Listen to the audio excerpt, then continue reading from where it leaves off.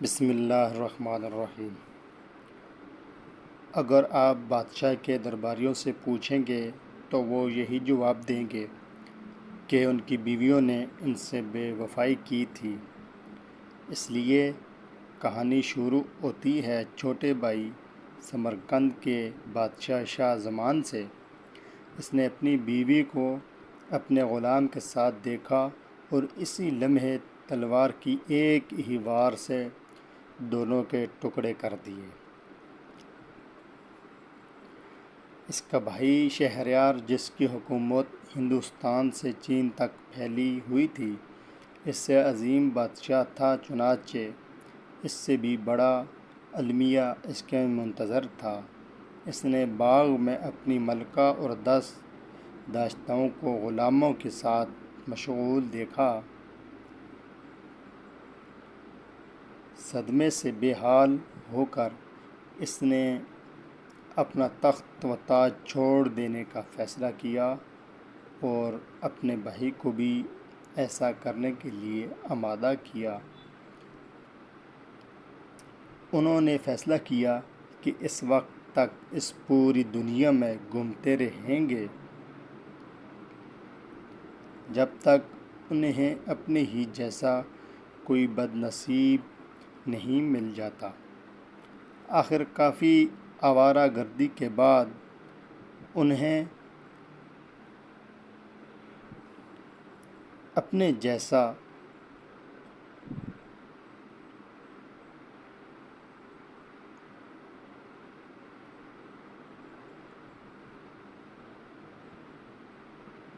ایک بد نصیب مل ہی گیا، لیکن وہ کوئی کمزور انسان نہ تھا بلکہ ایک طاقتور اور زبردست جن تھا۔ وہ جن اپنی عورت کو 7 تالوں میں مکفل رکھتا تھا، پھر بھی عورت نے اسے 570 بار دھوکہ دیا اور ہر دھوکے کی نشانی اس نے ان مردوں کی انگوٹھیوں کی شکل میں محفوظ کر رکھی تھی۔ اس فہرست میں دونوں بھائیوں کا بھی اضافہ ہو گیا اور ان دونوں کی انگوٹھیاں بھی عورت نے ایک دھاگے میں باندھ کر رکھ لی۔ وہاں سے نکلنے کے بعد دونوں بھائیوں نے ایک دوسرے سے کہا، ہمیں عورت کے بغض سے پناہ ڈھونڈنی چاہیے، اور پھر دونوں شہریار کی سلطنت واپس آ گئے۔ شہریار اپنے تخت پر بیٹھا اور وزیر اعظم کو ملکہ کو قتل کر دینے کا حکم دیا۔ اس کے بعد اس نے ان تمام داشتوں اور غلاموں کی بھی سر قلم کروا دیے جنہیں اس نے باغ میں عریاں رقص کرتے دیکھا تھا۔ لیکن ان سب کے بعد بھی اس کے دل کو تسلی نہ ہوئی۔ اس نے اپنے وزیر کو ایک دلہن لانے کے لیے کہا اور صبح جلاد کے ہاتھوں اس غریب کا سر قلم کروا دیا۔ یہ سلسلہ 3 سال تک چلتا رہا۔ اس کی عوام نے اس ظلم کے خلاف احتجاج کیا، بادشاہ پر لعنت بھیجی اور خدا سے اس کی تباہی کی دعائیں مانگی۔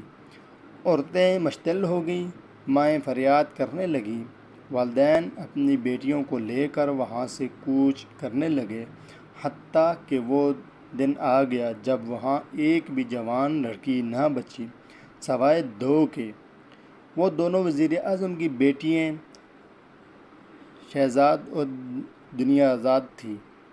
کہانی کا یہ رخ اب بادشاہوں خواہشمندوں کے منہ سے سنیں گے جن کا غلبہ تمام درباریوں پر تھا۔ لیکن اگر آپ کو کہانی کا دوسرا رخ سننا ہے تو ان خاندانوں سے سنیں جن کی بیٹیاں بادشاہوں کی خونی پیاس کی بھینٹ چڑھ گئیں۔ وہ آپ کو بتائیں گی کہ دونوں بادشاہ دراصل نامرد تھے، انہیں کسی عورت سے شادی نہیں کرنی چاہیے تھی، لیکن تخت و تاج کے ایک وارث کے لیے عوام کی بے پناہ دباؤ میں آ کر انہوں نے شادی کی، حامی بھر لی، یہ سوچ کر کہ انہیں ایک ایسی عورت کی جو افشاں نہیں کرے گی۔ انہیں ایسی عورت ملی بھی جاتی، کیونکہ اکثر عورتوں کی شادی نامردوں سے ہو جاتی ہیں اور تمام عمر اپنے خاوندوں کی جوانمردی میں تعریفیں کرتے گزار دیتی ہیں۔ لیکن وہ صرف نہ مرد نہیں تھے، ساتھ ہی بزدل بھی تھے، اور چونکہ وہ خود کبھی کسی کا ساتھ وفادار نہیں رہے تھے، چنانچہ وہ اپنی بیویوں پر بھی بھروسہ نہ کر سکے، اور بالآخر انہوں نے بھی وہی رستہ اپنایا جو ان جیسے بزدل مرد اپناتے ہیں، تشدد کا راستہ۔ وہ اپنی آرام گاہ سے باہر تو بادشاہ تھے، مگر اندر چوہوں سے بھی بدتر تھے، کیونکہ وہ نہیں چاہتے تھے کہ یہ راز کسی پر کھلے۔ چنانچہ انہوں نے اپنی ہر دلہن کے جلاد کی تلوار کے وار سے خاموش کر دیا۔ 3 سال تک یہی سب چلتا رہا، اور پھر ایک دن انہیں شہزاد کی شکل میں اپنا مقابل مل ہی گیا۔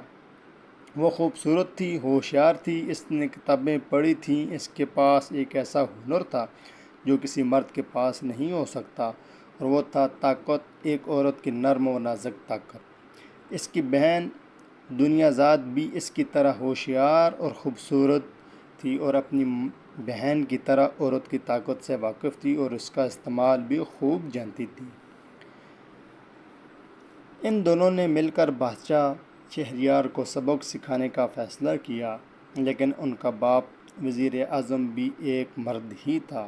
وہ نہیں جانتا تھا کہ یہ نرم و نازک طاقت آخر چیز کیا ہے، اس سے ایک زبردست بادشاہ کو کیسے شکست دی جا سکتی ہے۔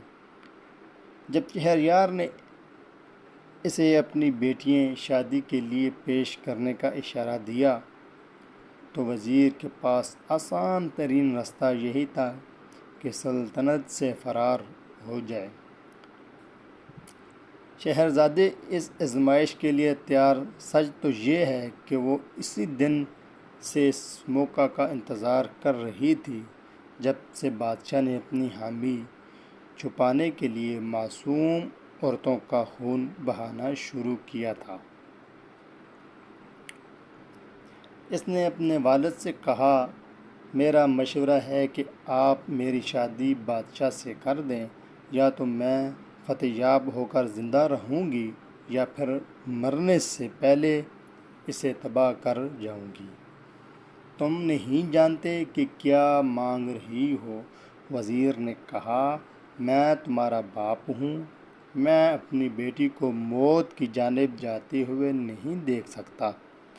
اپنی ماں سے کہو سامان باندھے، ہم بھی دوسروں کی طرح یہ ملک چھوڑ دیں گے۔